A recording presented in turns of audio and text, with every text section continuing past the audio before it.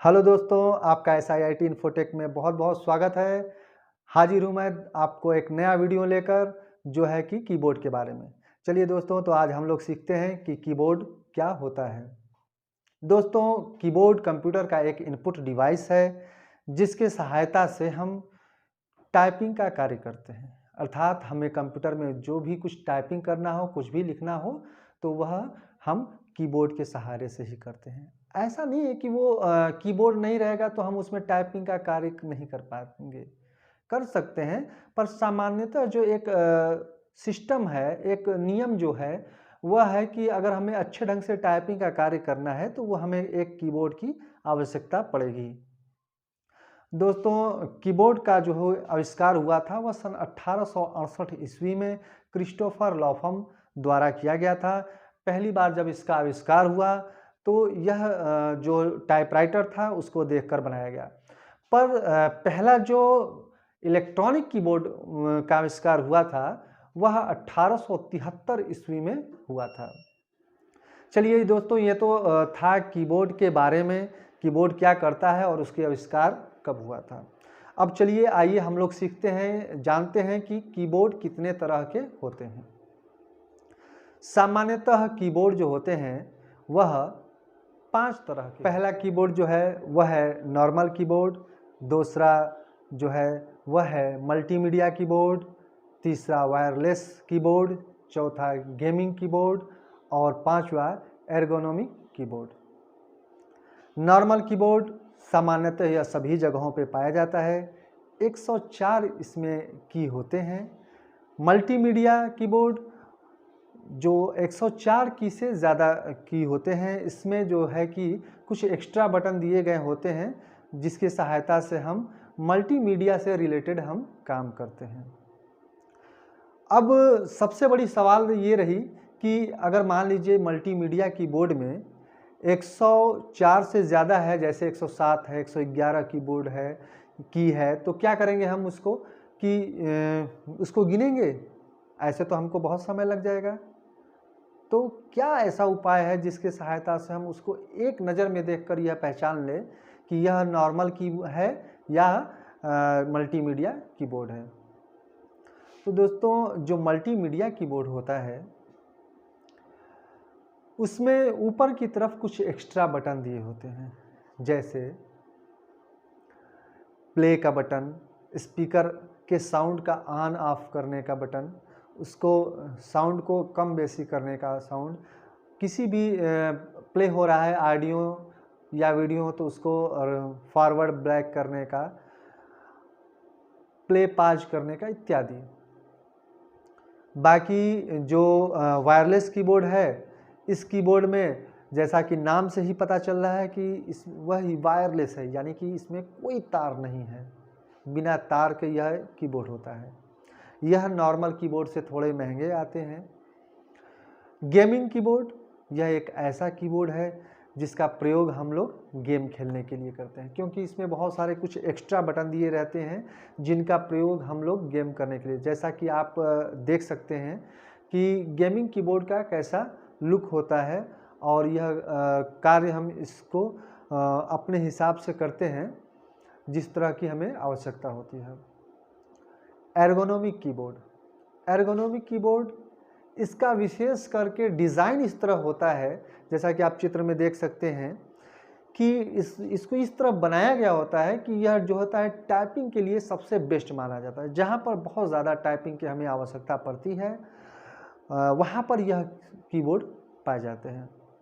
सामान्यतः अगर हम लोग देखेंगे तो हमारे आस-पास जो होते हैं वह दो ही प्रकार के कीबोर्ड पाए जाते हैं, एक नॉर्मल और दूसरा मल्टीमीडिया।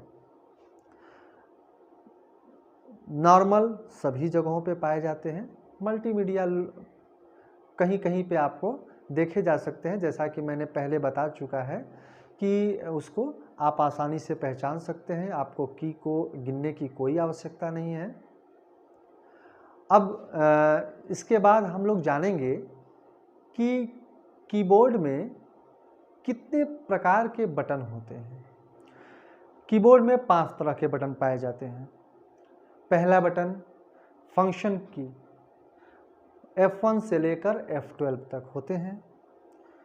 उनका अलग अलग उपयोग है, मैं आगे वीडियो में आपको बताऊंगा उसका उपयोग। उसके बाद अल्फ़ाबेट की है, जैसे कि ABCD इत्यादि यह सारे लिखने हो तो वो अल्फ़ाबेट कीबोर्ड हम लोग यूज करते हैं। उसके बाद है न्यूमेरिक की। न्यूमेरिक की नंबर्स का जो यूज हमको करना होता है, नंबर्स लिखने होते हैं तो हम न्यूमेरिक की का यूज करते हैं। उसके बाद नेविगेशन की वह की जो एरो की होते हैं, एंड की होते हैं, होम की होते हैं, ये सारे नेविगेशन के में आते हैं। एक और होता है जिसको हम कंट्रोल की के नाम से जानते हैं, जैसे alter button, control button, window button, ये सारे जो होते हैं कंट्रोल बटन के नाम से जाने जाते हैं। इनका प्रयोग प्रायः जो है हम लोग किसी अन्य की के साथ करते हैं।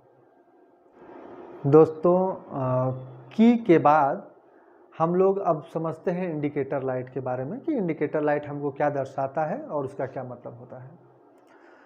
सबसे पहले नम लॉक।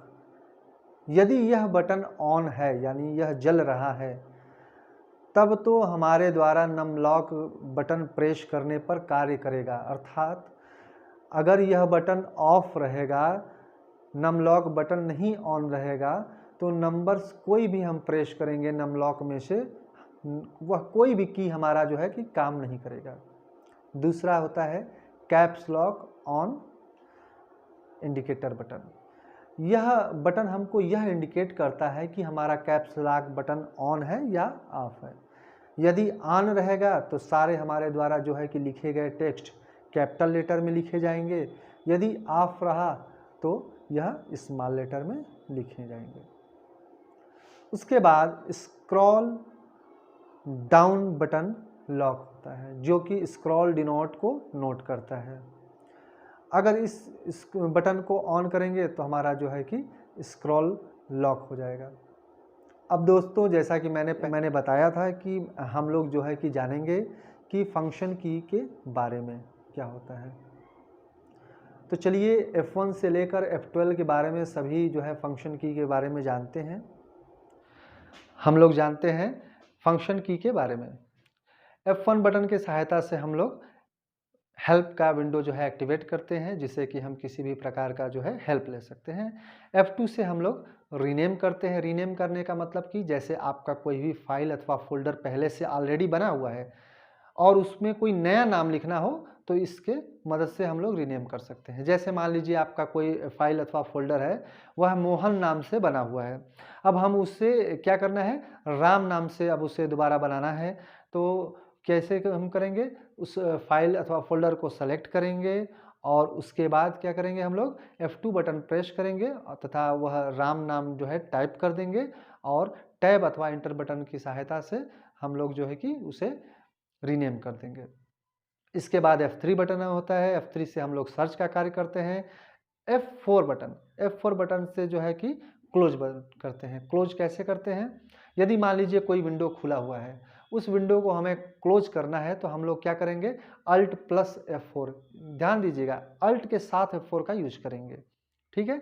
यदि अगर हमें अपने कंप्यूटर को भी शट डाउन करना हो तो हम लोग क्या करेंगे, Alt प्लस F4 का यूज करेंगे, जिससे कि हमारा जो है कि सिस्टम शट डाउन हो जाएगा।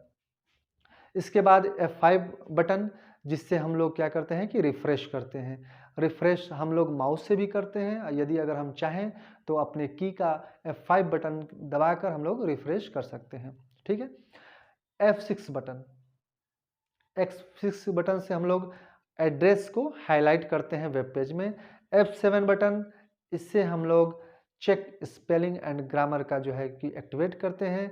F8 बटन, बूट मेनू activate. F9 button, remove selected items. F10 button का जो है शिफ्ट के साथ यदि अगर हम लोग F10 बटन प्रेस कर रहे हैं तो यह एज ए राइट क्लिक की तरह इसका यूज होता है। F11 बटन, इससे हम लोग जो है कि फुल स्क्रीन एक्टिवेट करते हैं। F12 बटन, इसके सहायता से हम लोग सेव एज का काम करते हैं।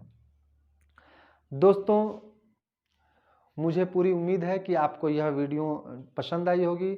यदि अगर यह वीडियो आपको अच्छा लगा हो तो मेरे हौसले को बढ़ाने के लिए आप लोग इसे लाइक करें, अपने दोस्तों की मदद करने के लिए इसे शेयर करें। अगर आपने इस वीडियो को, इस चैनल को जो है कि सब्सक्राइब नहीं किया है तो वीडियो से लगातार जुड़ने के लिए आप इसे सब्सक्राइब करें। मैं जल्द ही आपसे अगला वीडियो लेकर मिलूँगा। जय हिंद, जय भारत।